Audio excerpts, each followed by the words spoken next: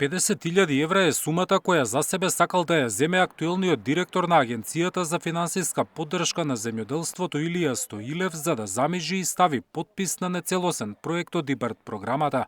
Парите му ги ветил поранешниот министер за локална самоуправа и правда Джевдет Насуфи, кој сега е сопственик на агрофирма во Струга.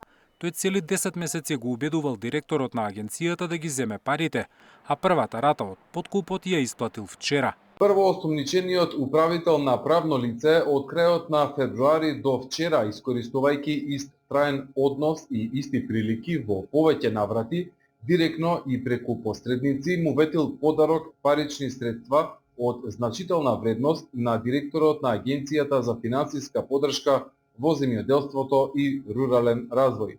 За да се охрабри и го земе подкупот, Стоилев го убедувале уште 3 лица, даночен референт вработен во Скопската дирекција на УЈП и државен службеник од Министерството за земјоделие, кои исто така се приведени.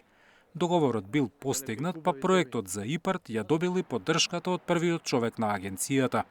Иако правното лице на првоосомничениот не ги исполнувало условите предвидени во јавниот повик, директорот по применото ветување за подарок од значителна вредност во износ од 50.000 евра, во текот на вчерашниот ден потпишал договор за користење на финансиски средства со правното лице и при тоа примил дел од паричните средства во износ од 400 евра, кои при претрес се пронајдени и одземени.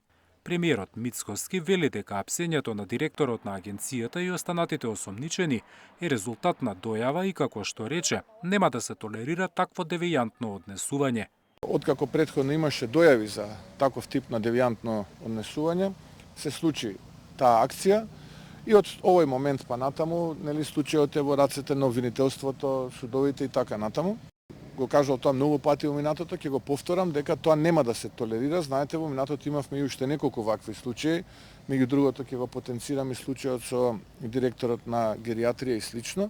Според опозицијската СДСМ, случајот ја покажувал корупцијата во земјоделието.